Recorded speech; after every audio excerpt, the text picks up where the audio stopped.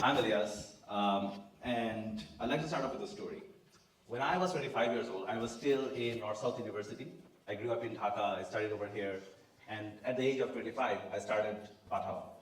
Pathao today has over 150,000 drivers, working with 30,000 restaurants, with 50,000 e-commerce merchants, and was the first Bangladeshi startup to expand globally to launch in Nepal, where we dominate the market.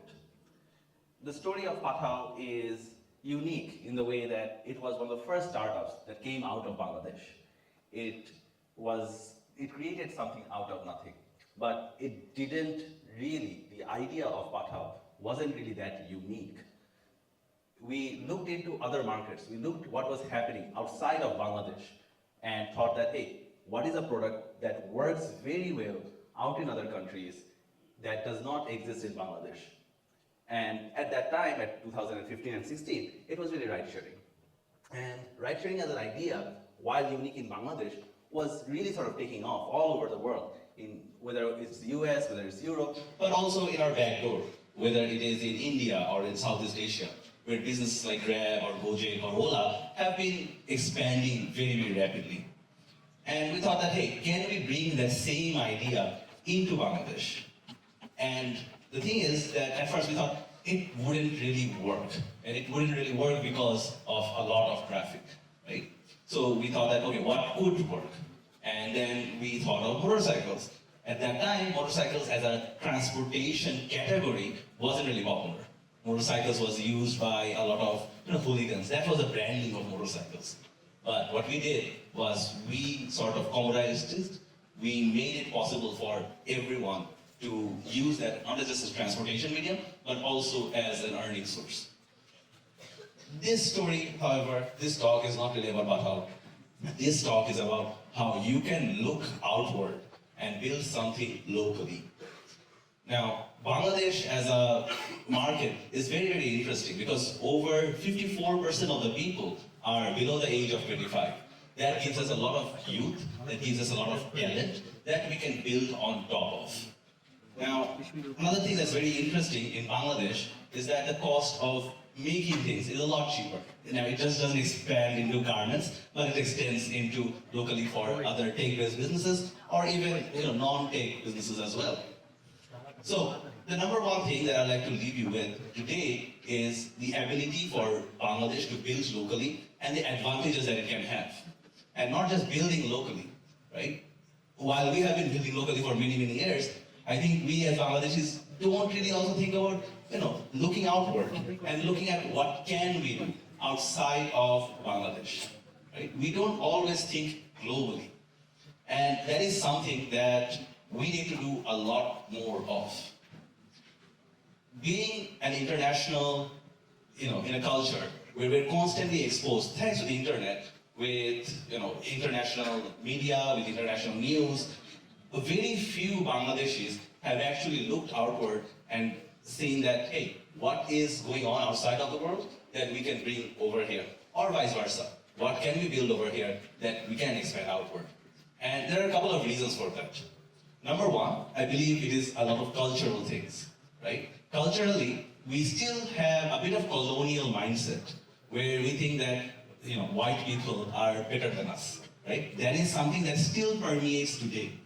And that is a sort of a problematic thing because just because someone is richer than you or someone has a different sort of education than you doesn't make them better. It just makes them richer, right? We are still smarter in a lot of ways, and there is still a lot of things that we can do to bridge that cultural gap. Remember that a lot of the mindset, the inferiority mindset that we have is really on the mindset level. It doesn't make us more different than them. Language-wise, also, we have seen that countries like India or Philippines have actually moved a lot farther ahead than us. They have thought and they have taken English as a language that they can, they feel more comfortable with, right? So, and then because of that, they are more easily able to communicate with foreign clients or foreign investors. While, not for the audience over here, but a lot of English audience, a lot of people globally and in Bangladesh aren't really that good in English, and that really prevents us from thinking more broadly. So what can we do? We first of all, a lot of this has to be our confidence. We have to be confident that we can be better, we can do better. Education-wise, also, over here we have a lot of students with us, but the thing is that as soon as you graduate, a lot of the learning that you have is going to be outdated because the world is moving just as fast. So we need to also have the ability to learn outside of our universities, right? We have to have the ability to always have a growth mindset to continue to learn even when our formal education has stopped. All of this together means that there is a lot of work that we need to do from a cultural perspective, from a language perspective, from an education perspective. Whether we have tools now which did not exist even like 2 years ago. We see tools like AI being used constantly, every day and in everywhere. This technology did not even exist 2 years ago. This is not something that you're going to learn in your university. This is something that you have to have the courage to learn by yourself and bring that forward. Remember, Bangladesh, we think of is a large country. We think of that, hey, it's the 8th most populous country in the world. We have a lot of room for growth. But it is the 8th most populous country, but not the 7th. It's not the 6th. It's not the 5th. This one time I was talking with an investor, and I was talking to him about the promises of Bangladesh. And he looked at me and he said that, okay, but those are just promises that you have. What can you do today to bring something out of Bangladesh which is of value? And that really struck me that just because we have a lot of people doesn't automatically make us a larger economy. There is a lot of room for growth that we still have not explored yet. So what can we do? What we need to do again is, first of all, think about all the resources that we have today. What the resources is, A, education, B, the talent, and C, the energy. All of these things together, we can use it to create something over here, but have a mindset of selling something internationally. Whether you want to start an e-commerce business, if you want to one, then don't think that, hey, you want to start an e-commerce business in Bangladesh. What can you do internationally? Can you make a product over here and sell internationally? Can you start drop shipping? Because of the use of internet, it's very, very easy to reach out to a lot of other people. When you think of building a network, don't just think of the people that you know over here in this room. One of the first investors that I got now for Pathao was not in Bangladesh. All I did was just email people. I emailed hundreds and hundreds of people. I reached out to people over LinkedIn, and not all of them replied, but some of them did. And eventually one of them converted, and that one conversion was all I needed at that time. So think about this network as a whole, right? Whether it's client-based, whether it's investor-based, whatever it is, look more outward. And because of the use of internet, that is more possible today than it was ever before. So, this must be something that may be very scary, especially again, like when you're still in university, when you're still trying to figure out what to do with your life. Now, remember that every one of you here, started somewhere, right? Every one of you here, right, are still starting their lives. Just because you are here today doesn't mean that you will be here all your life. You can think of yourself as, think of what you want to do as something to be much bigger, something to be much brighter. Steve Jobs once said that those who dare to change the world are often that do.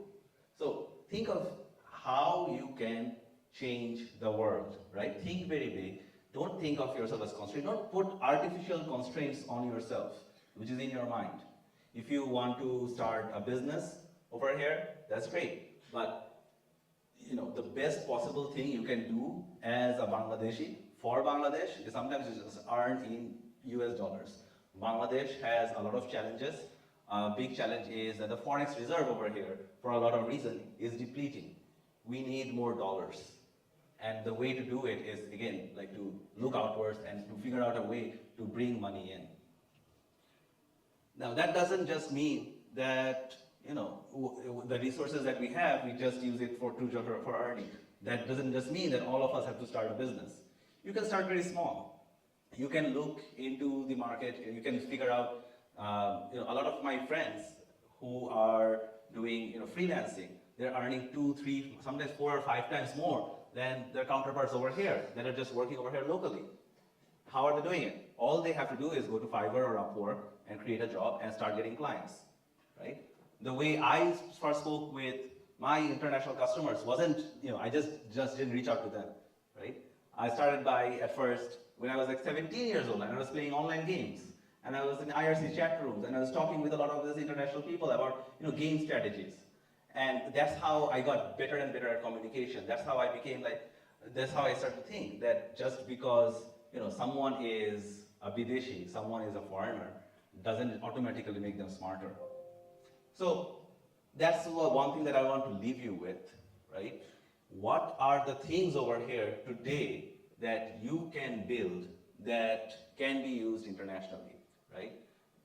If you are starting a business in Bangladesh, that's great. Look internationally first. What are other people building? What is one thing that is working somewhere else that is not working over here? If that is not working, can you take inspiration from there, localize it for Bangladesh, and then run it over here? Because sometimes what is working over there, you remove a lot of the execution risk, a lot of the idea risk. You don't have to create something innovative over here. You just have to bring something that is already working but doesn't exist. You fulfill that gap. Alternatively, if you want to service international clients or service international customers, that is another way of doing it. Well, you can build over here locally and then serve those international clients and then earn in US dollars and make not just yourself richer, but the country richer. And this is something that you'll notice that a lot of this new generation of businesses are doing. Whether it's businesses like Apploy, which are providing time tracking tools for Hajj goers in Saudi Arabia, whether it's businesses like Olio, which just has international customers and have over 300 employees just in Bangladesh alone, whether it's businesses like Funded Next, which provides traders a way to trade all over the world, but not in Bangladesh. So there is a lot of these businesses that are coming in, and they're able to scale because they don't have the limitations over here, right? The limitation being that ultimately, right, and no one wants to say it, but Bangladesh is still very poor. We still have a lot of gaps in our economy, which makes it very difficult. Outside of Dhaka, outside of a few million people in Dhaka and maybe some in Chittagong, not a lot of people can buy products which have of a large volume. So if we actually want to really improve the economy, we have to have a way to sell our services more on the offshore level. This is something that like countries like India has been doing for decades.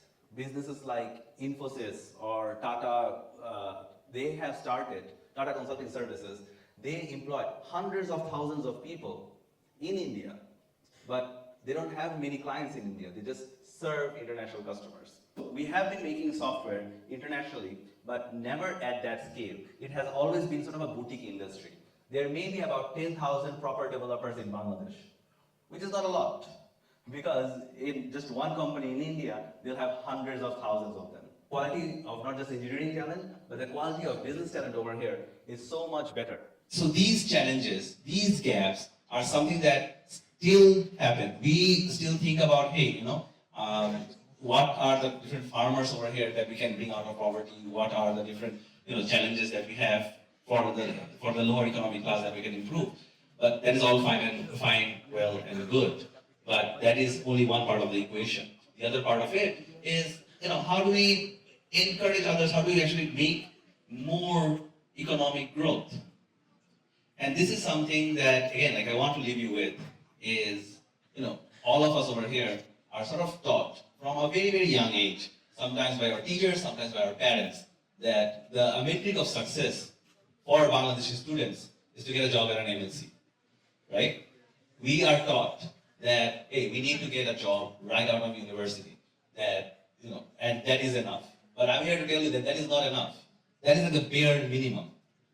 That is the bare minimum that you should target for. What you should target for is, instead of working for an MNC, can you build an MNC? What we should target for is, instead of, making other people rich, making foreigners more richer, how do we make ourselves more richer?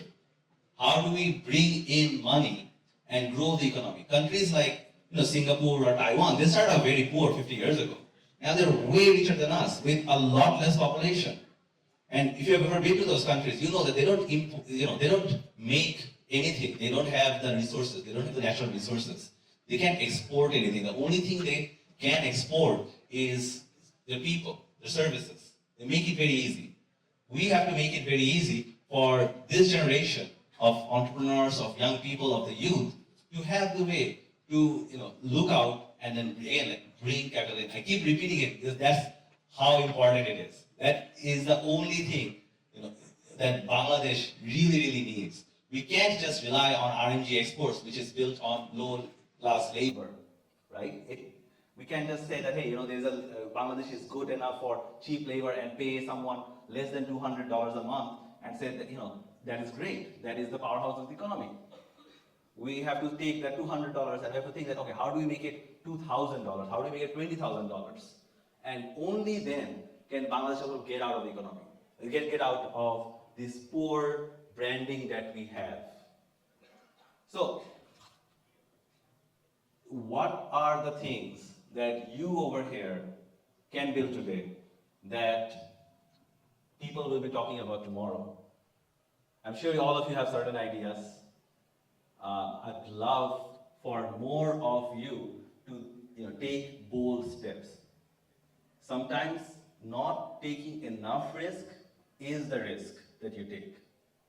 If you think that, hey, I am happy with a 30,000 taka, 40,000 taka, 50,000 taka job, then that is going to be the level that you'll stick up to, right? If you think that, no, I deserve a lot more, I will be more ambitious, I want to make $5,000 or $10,000 a month, then that is going to be your drive. And I'm here to tell you that is not impossible. You can go to LinkedIn today, you can start emailing people today to get international clients. To ship products from Bangladesh is not easy, but it's also not impossible. To make something over here, to sell it outside, not easy, but not impossible. To defeat this language barrier, again, not very difficult. To be more culturally attuned. And the culture isn't just, the Netflixes or the TV shows that you watch. The culture is just having the mindset that other people are not better than us. They might have certain more advantages, but that is fine. Everyone starts somewhere. The important thing is to have the ambition and have the guts to say that, hey, I can do this, I will do this, and I will do this a lot better. Thank you.